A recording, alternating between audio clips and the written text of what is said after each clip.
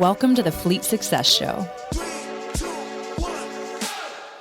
We are a podcast dedicated to talking about the fundamentals, standards, and best practices that empower today's fleets to achieve fleet success. Let's get into the show. All right, welcome back for another episode of the Fleet Success Show. I'm your host, Josh Turley, flying solo again today. Jeff Jenkins is out at a trade show, so I am here holding down the fort. It was fun last week. We talked at FleetCon and talked about the different things to help improve employee retention, specifically among technicians. We talked last week about this on our podcast about the challenges that are facing the industry right now. And how a lot of them, like, it comes down to pay and you got to be in the ballpark. We talked a lot about, the three signs of employee engagement or job misery. And it was interesting to me is that as I had an employee come up, one of the technicians who was at FleetCon came up to me after and he says, well, you did a really good job explaining it from the managerial perspective, right? Here are all the things that you need to do as a manager is, have one-on-ones and get to know your people and go through and make sure that they know how, what the score is and, create this purpose and values and mission and, go out and create that clarity for them and really define what a good culture looks like at your company.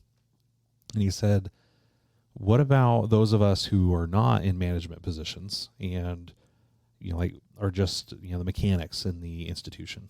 What do we do? And I thought it was a really insightful question. And so today we're going to kind of tackle that a little bit and say, what would you do? You're the technician or the mechanic in this position. And what do you do? I'm going to take this from two different approaches. If your company doesn't have a culture or, they don't have anything defined, what do you do then? How do you instigate that change? And then the flip side of that is, how do you evaluate if the company culture is one you belong to? Because it's really all this is about, right? When we talk about creating an intentional culture, we're really talking about creating a sense of belonging. And this goes back to our tribal days, when we were out there hunter-gathering and being in our tribes, is that we have this primal desire to belong to something bigger than ourselves. And when we create a culture, what we're doing is we're basically saying, this is what it means to belong at this company. This is what it means to belong in this position. And if you don't fit that, that's okay. You just don't belong here. We need to go find where you do belong. We need to go find that spot where you do fit. If you don't have an intentional culture, though, then you don't really have that sense of belonging. What you just have is a group of people that, it kind of works, but we don't really know why. So that's kind of the premise of what we've been talking about with culture. But what if you're in that? What if you're the technician and you don't have necessarily the ability to go out and just create your own culture and say, this is what we're all about?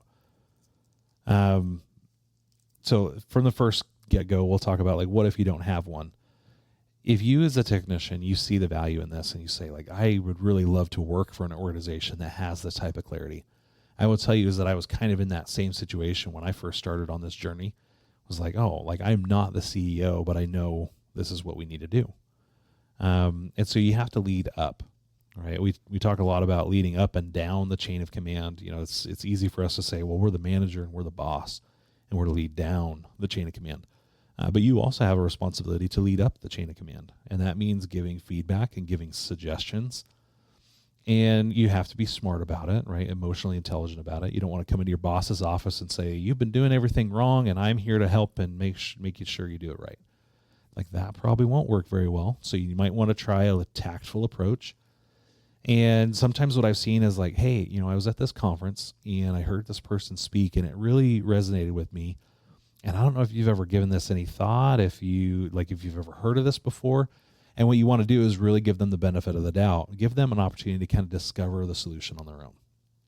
And you just kind of put some things out there and they talked about this and they talked about, improving technician retention. And I know we've been struggling with that as of late. Can I give you his information? Can I talk to you about this presentation? They've got here's some of the slides that we went through. I would love to talk more about this with you because I've got some ideas if you're open to hearing them. And you really kind of you put it all that way and it puts the onus on your manager is hey, you have somebody, one, it shows that you're engaged, that you're engaged in this outcome of achieving more, of shaping the organization, that you care, that your heart's in it, right? And as a manager, I can tell you what, like if I've got somebody that their heart is in it, I like that. It makes me want to go to bat for them. It makes me want to help them. It makes me, feel like, hey, this person's here not just for the paycheck. They're not just here for the job. They're here because they want to make a difference, right? And like that just, it adds to my motivation as their manager. Like I want to do more for them and serve them because they're all in. You go to your manager with stuff like this, and if you've got the right manager, this is a great sign, is how do they take that? Do they take it as a threat? Or do they take it as a, wow, like I'm really glad this person cares, and yeah, I'd love to learn more about this and like what they did say about improving your retention. And I'll tell you is if you don't feel safe saying that, like sometimes maybe that's just you. Maybe you just have some insecurities to work out. But a lot of times it's probably because you don't trust your manager, right? You don't have that relationship with them. So you start there. You start and you build the relationship, and you get to talking about things that you'd like to see done different. And you get to a point where you feel like, yeah, we have ideas and they're respected. And that's probably like my number one thing is if you don't feel like you can even get an idea across the table, that's a good sign that you're in the wrong place. You don't belong there. And you don't belong there because they don't want to listen to your ideas. Now, this isn't to say that, because we've all had those. We've had ideas that totally were just, they were bad ideas. People are going to shoot down your ideas, and they should, because not every day idea you have is a good idea. But I'll tell you is if you don't feel comfortable even voicing those ideas, like that tells you something, is that you probably are in the wrong spot. So you can talk to them about, hey, I've got these ideas. We've never come out and like said, like, these are our core values. And you can even share with them the quote too of from Tony Hsieh. Just go look it up. Like core values are really core, and you've got to be willing to hire, lead, and fire to those values. Like that's what it means when you really have good core values, is they're not just true some of the times, they're true all the time. And if you haven't ever come up with those, then that's a great exercise for you and your shop and your fleet to define those and discover those. And say like, this will help us find and retain the right kind of people. Because that's the other thing you got to get, and hopefully they're akin to this or keen on it, is that not everybody belongs here at this organization. And if they fight back against that, you can say, okay, well, what about so-and-so? Like, were they really a good employee? Well, no. Okay. There's cases. Everybody's got these. Everybody, we call them skeletons in the closet. Everybody's got war stories, scars, battle scars. It's actually the title of my next book is going to be Organizational Health, or Culture Wars, the battle scars to prove it, or something like that. Anyway, it's a working title. Give me a break on that one.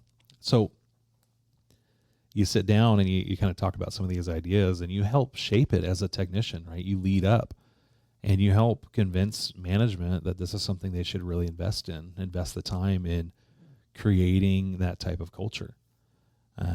And as part of that, like, you have a voice in that process, and assuming this is a place that you really, like you love and you enjoy working at, and you want to love it even more, then it becomes a really fun, energizing process to go through and help discover that and create that clarity. If, however, you kind of go through it and you're like, this just isn't for me, or, maybe your company has already discovered, like, this is the core values that we're looking for, and you feel like you don't belong, like, at that point, life's too short.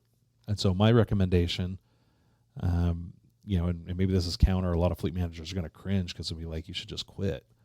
But my recommendation is, if you have those conversations and you want to see change happen, but it's not happening, there are a lot of opportunities out there in the market. And this is something I tell my people all the time, is that because there's all these opportunities out in the market, you shouldn't ever feel beholden to a job. One of the stats I threw out in my session last week is there are 37,000 technician jobs that are going unfilled right now, which means pretty much that you should be able to find the type of company, the type of work that you want to do, right?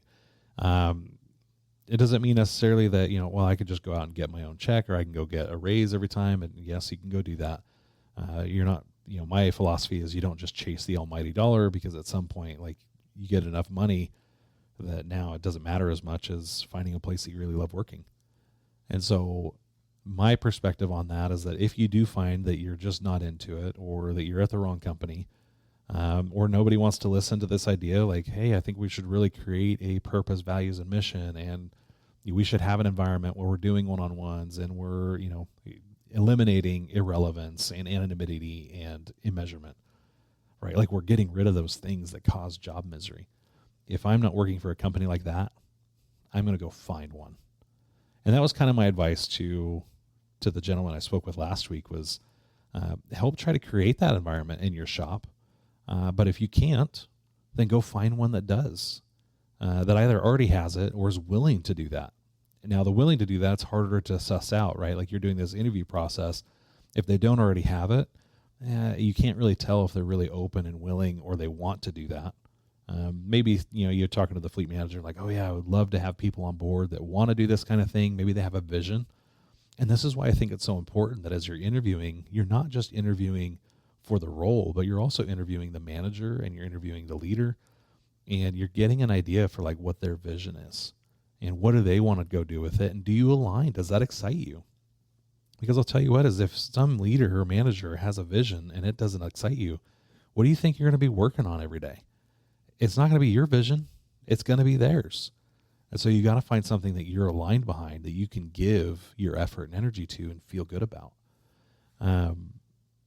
And so as you're interviewing, try to find those things out. Is like, where do you see the biggest challenges in the organization? Where do you see fleet being in 5 years? What are the biggest challenges in the shop, and how do you want to go change them? What are some of the initiatives that you want to go run through? What do you see my role being in this transformation that you're going through? What do you need from me, right? And if somebody's just like, look, I just need somebody to come in and turn the wrench. If that's all you're looking for, then you found somewhere you belong. If you're looking for something where you can instigate change and you can do a bunch of different things, like, this is why it's so critical that you get clear about what you want in a job and what you want in a job environment. And if you want somebody that's got purpose and vision and values and they do one-on-ones, look for that. Ask them to show you evidence. Like, when's the last time you did a one-on-one? When's the last time that you incorporated a piece of employee feedback? These are questions that you as the employee and really as a candidate should be asking any organization you're interviewing with, because you're trying to find somewhere you belong, not just somewhere that can fit you into their schedule, right? Or somebody that can fit you into the shop floor. There's 37,000 job openings. Anybody can fit you onto the floor, right? You want to find somewhere where you fit, that fits you. It's got to be a two-way street. And so if you're looking at your current job and you don't feel like it's that two-way street, then you got to make a decision. Is it worth it?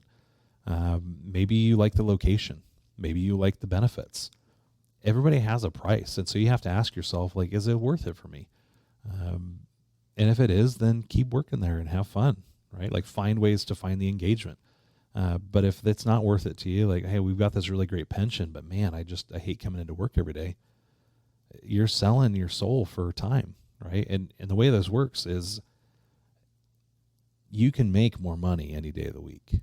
And this has always been my philosophy, right? You can, if you don't have $1 today, you can go out and do something and earn $1 tomorrow, right? You can always make another $1, and you can find a way to put more money in your bank account. What you can't ever make is more time. And this comes to my whole philosophy is that it doesn't matter how much money you have. If you're trading away your time for something that doesn't give you fulfillment, you're wasting something that you can never get back. It's a finite resource, right? No amount of money has ever bought a second more of time. And that's the idea, is that if you've given up a day at a place you're not loving, that's a day you'll never get back. And before you know it, you're going to be all out of days and you're going to be in the grave 6 feet under, right? And ain't nobody going to mourn any of that except for the people you love. I've never met anybody that on their deathbed says, I really regret that I didn't work more. And so my advice to any technician who's in that position is like, what do I do as a technician in this shop? Make the change, right? Be the change, and then make a change. Go out and try to instigate and try to propel and make it an awesome place to work. Because you know what? You probably are not the only person that wishes they could have that type of environment. You're probably not the only person that sees the things that are going on and being wrong, right? And so you want to go through and sit back and say, look, this is what we need to change, and work with your managers and work with your management and try to help find that and create that and discover that about what is it that makes this place awesome. And let's find more people like that.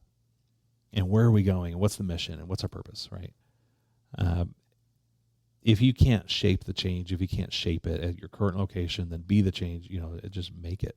Go out and say, look, I need to find something because life is too short. And that's honestly all the justification you need.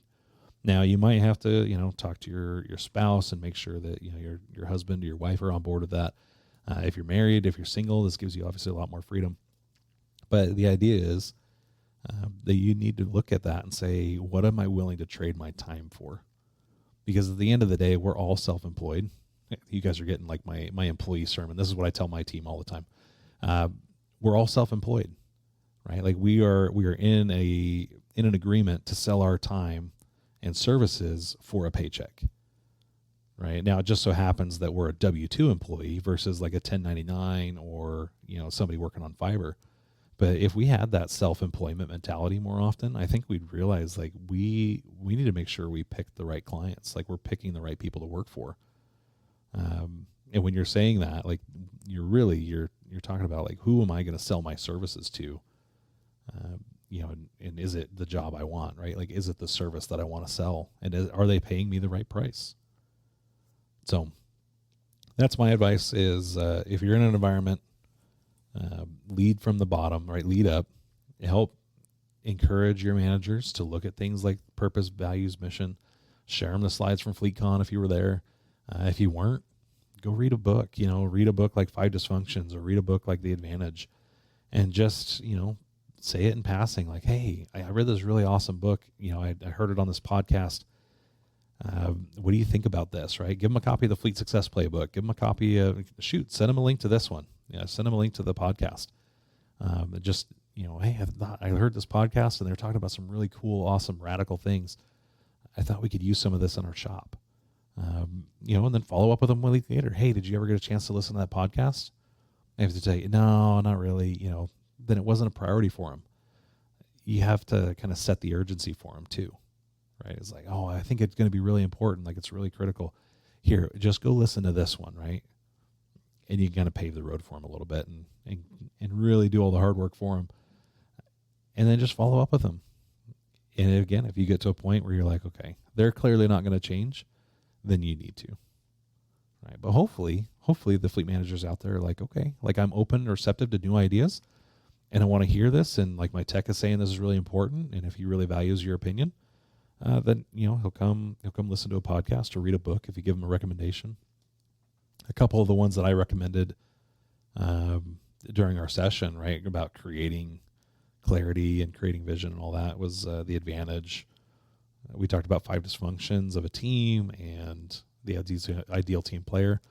The one that I really liked from an employee engagement perspective was, the three signs of employee engagement.